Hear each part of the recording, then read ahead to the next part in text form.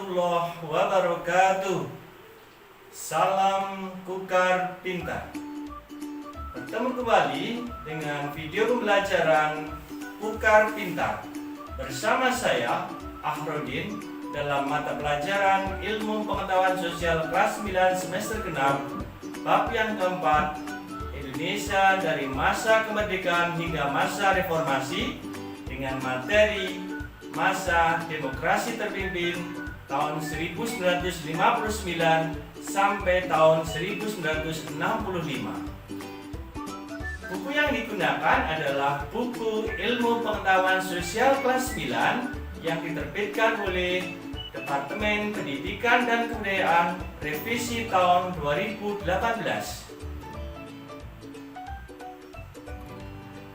Tujuan pembelajaran: setelah kegiatan ini berakhir, peserta didik mampu mengidentifikasi dan menelaah perkembangan politik, ekonomi, sosial, budaya, dan pendidikan masa demokrasi terpimpin.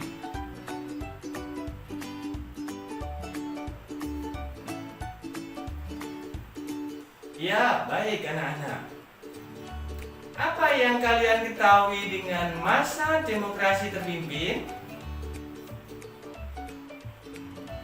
Masa demokrasi terpimpin adalah masa ketika Indonesia menerapkan sistem pemerintahan dengan seluruh keputusan pemerintah berpusat pada kepala negara. Masa demokrasi terpimpin berlangsung sejak dikeluarkannya Dekret Presiden tanggal 5 Juli tahun 1959 sampai tahun 1965. Baik anak-anak, sekarang kita bahas satu persatu tujuan pembelajaran yang tadi sudah kita tetapkan. Yang pertama, perkembangan politik. 1.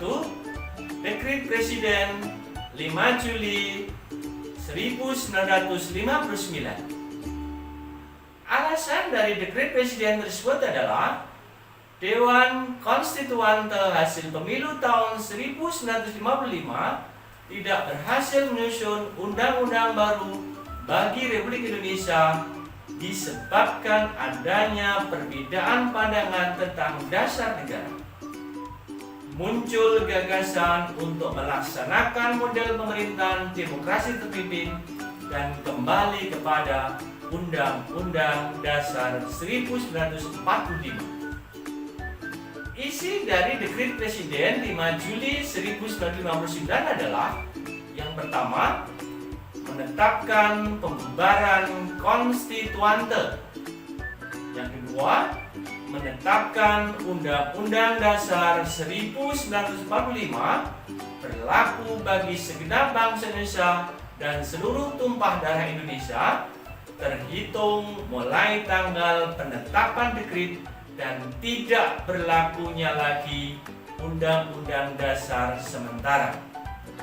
Dan yang ketiga, pembentukan MPRS yang terdiri atas anggota DPR ditambah dengan utusan-utusan dan golongan serta pembentukan Dewan Pertimbangan Agung sementara.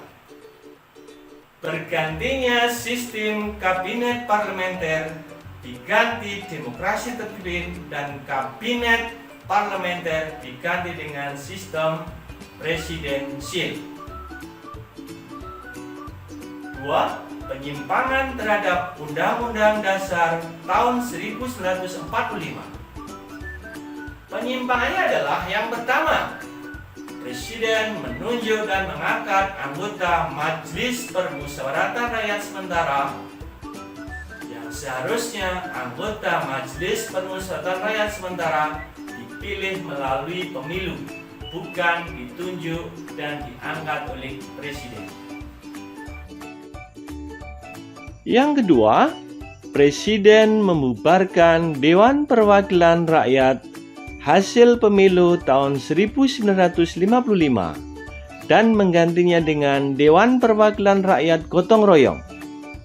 Seharusnya kedudukan presiden dan DPR setara, sehingga presiden tidak dapat membubarkan DPR dan DPR tidak dapat memberhentikan presiden. Penyimpangan yang ketiga adalah pengangkatan presiden seumur hidup. Seharusnya presiden dipilih setiap 5 tahun sekali melalui pemilu sebagaimana amanat Undang-Undang Dasar 1945, bukan diangkat seumur hidup. Yang ketiga, kekuatan politik nasional. Kekuatan politik pada masa itu terpusat pada antara 3 kekuatan pokok politik, yaitu Presiden Soekarno, Partai Komunis Indonesia, dan Tentara Nasional Indonesia Angkatan Darat. Keempat, politik luar negeri. Politik luar negeri yang seharusnya bebas aktif, akan tetapi pada masa demokrasi terpimpin lebih condong ke blok timur atau ke negara-negara komunis. Contohnya adalah pembentukan poros Jakarta-Peking, pembentukan poros Jakarta-Phnom Penh, Hanoi, dan Pyongyang.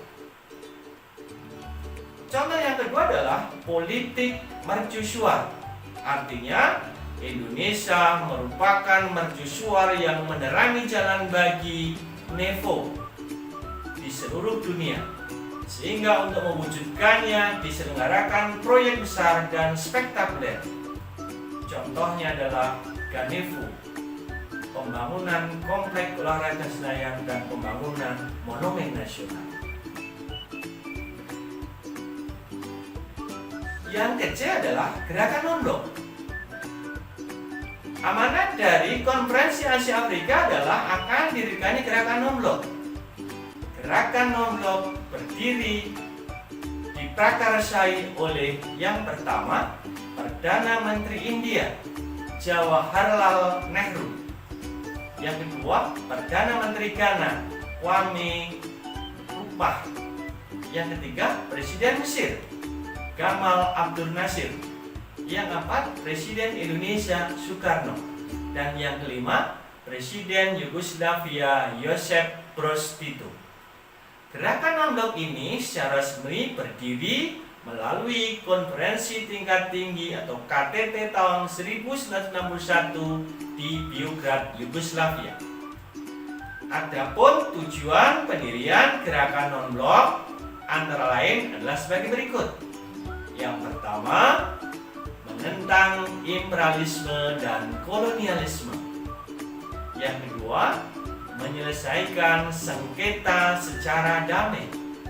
Yang ketiga, mengusahakan pengembangan sosial ekonomi agar tidak dikuasai negara-negara maju. Keempat, membantu perdamaian dunia dan berusaha meredakan ketegangan Amerika Serikat dengan Uni Soviet. Selanjutnya adalah terjadi konfrontasi dengan Malaysia. Konfrontasi dengan Malaysia berawal dari keinginan Federasi Malaysia untuk menggabungkan Brunei Darussalam, Sabah, Sarawak ke dalam Federasi Malaysia. Pada tanggal 16 September tahun 1963, pendirian Federal Malaysia diproklamirkan. Menghadapi tindakan ini, Indonesia mengambil kebijakan konfrontasi, sehingga pada tanggal 17 September tahun 1963, hubungan diplomatik antara Indonesia dan Malaysia diputus.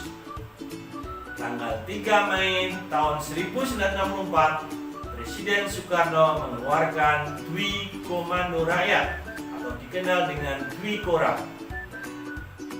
Isi dari Dwi Kora adalah yang pertama, perhebat ketahanan revolusi Indonesia, dan yang kedua, bantu perjuangan revolusioner rakyat Malaya, Singapura, Sarawak, Sabah, dan Brunei untuk memerdekakan diri dan menggagalkan negara Bhinneka Malaysia. Yang ke-E, pembebasan Irian Barat. Sesuai isi konferensi meja bundar, Irian Barat akan diserahkan oleh Belanda 1 tahun setelah pengakuan kedaulatan Republik Indonesia Serikat. Namun pada kenyataannya, lebih dari 1 tahun pengakuan kedaulatan Indonesia, Belanda tidak kunjung menyerahkan Irian Barat pada Indonesia. Oleh karena berbagai upaya diplomasi tidak berhasil, pemerintah Indonesia akhirnya memutuskan untuk menempuh sikap keras melalui konfrontasi total terhadap Belanda. Strategi adalah yang pertama, pada tahun 1956 Indonesia secara sepihak membatalkan hasil konferensi meja bundar dan secara otomatis membubarkan Uni Indonesia Belanda.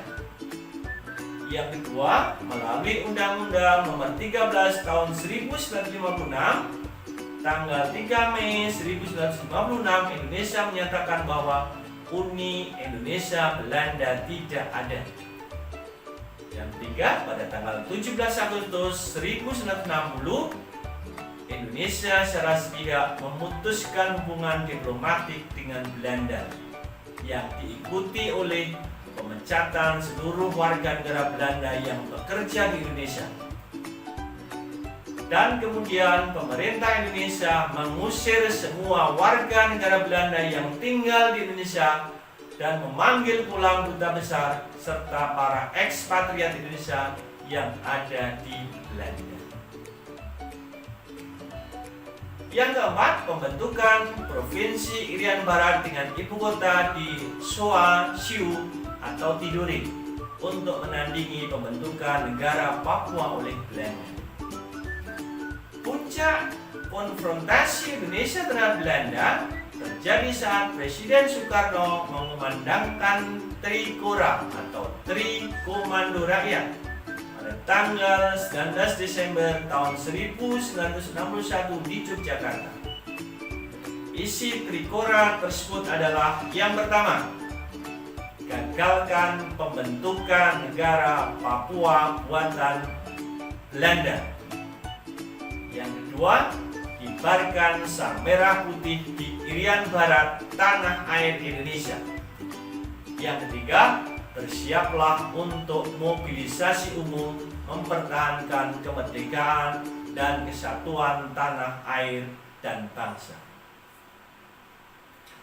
Untuk melaksanakan Trikora pada tanggal 2 Januari 1962, Presiden, Panglima Tertinggi ABRI, Panglima Besar Komando Tertinggi Pembebasan Irian Barat mengeluarkan keputusan nomor 1 tahun 1962 untuk membentuk Komando Mandala Pembebasan Irian Barat. Selanjutnya adalah terjadinya peristiwa Gerakan 30 September atau pemberontakan PKI tahun 1965. Peristiwa Gerakan 30 September terjadi pada malam tanggal 30 September tahun 1965. Dalam peristiwa tersebut, sekelompok militer di bawah pimpinan Letnan Kolonel Untung melakukan penculikan dan pembunuhan terhadap 6 perwira tinggi TNI Angkatan Darat serta memasukkan jenayah mereka ke dalam sumur tua di daerah Lubang Buaya. Beberapa contoh pahlawan yang gugur dalam peristiwa G30S PKI adalah yang pertama, Letnan Jenderal Ahmad Yani, Mayor Jenderal Suprapto, Mayor Jenderal MT Haryono, Mayor Jenderal S. Parman, Brigadir Jenderal Sutoyo Siswo Miharjo, Brigjen Brigadir Jenderal D.I. Panjaitan, Letnan 1 PR Tendian, Brigadir Polisi Karel Salswit Tubun, dan Kolonel Katamso serta Letnan Kolonel Sugiono. Selanjutnya adalah perkembangan di dalam ekonomi. Perkembangan ekonomi ini ditandai dengan yang pertama, pembentukan Dewan Perancang Nasional atau Depernas. Tugas dewan ini adalah menyiapkan rancangan undang-undang pembangunan nasional yang berencana serta menilai pelaksanaan pembangunan tersebut. Yang kedua adalah devaluasi mata uang rupiah. Pada tanggal 24 Agustus 1959, pemerintah mendevaluasi atau menurunkan nilai mata uang dari Rp1.000 dan Rp500 menjadi Rp100 dan Rp50. Pemerintah juga melakukan pembekuan terhadap semua simpanan di bank-bank yang melebihi jumlah Rp25.000. Tujuan dari kebijakan devaluasi dan pembekuan simpanan ini adalah untuk mengurangi banyaknya uang yang beredar demi kepentingan perbaikan dan perekonomian negara. Yang kecil, kehidupan masyarakat Indonesia pada demokrasi terpimpin bidang kehidupan sosial. Dinamika politik yang terjadi pada masa demokrasi terpimpin berupa persaingan antar kekuatan politik, berpengaruh terhadap kehidupan sosial masyarakat Indonesia waktu itu antara ajaran Nasakom, nasional, agama, komunis yang diciptakan Presiden Soekarno sangat menguntungkan PKI dan membuat kedudukannya di Indonesia semakin kuat. Dalam bidang pendidikan, perkembangannya adalah untuk memenuhi keinginan umat Islam didirikan Institut Agama Islam Negeri atau IAIN. Adapun untuk murid-murid yang beragama Kristen, Protestan, dan Katolik didirikan Sekolah Tinggi Teologia dan seminari-seminari.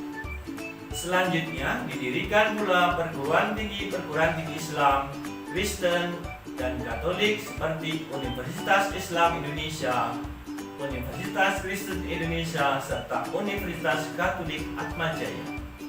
Tercatat pada tahun 1961 telah berdiri sebanyak 181 buah perguruan tinggi. Kehidupan dalam bidang kebudayaan.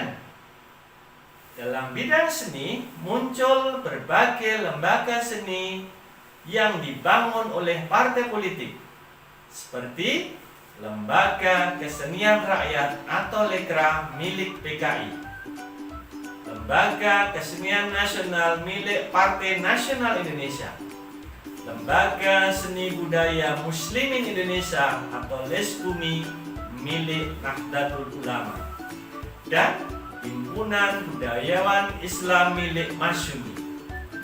Lembaga-lembaga tersebut saling bersaing dan memperebutkan dominasi sesuai dengan haluan politik partai yang menaunginya.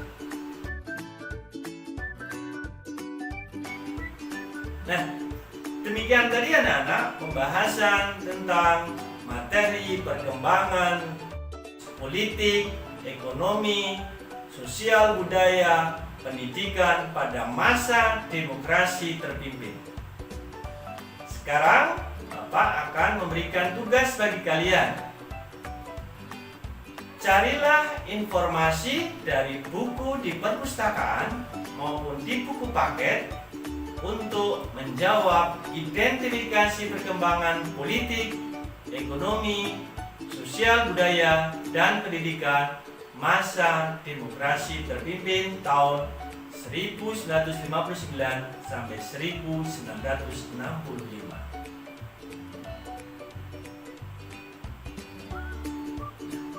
Anak-anakku semuanya, sekarang kita refleksi kegiatan pembelajaran yang sudah kita lakukan tadi.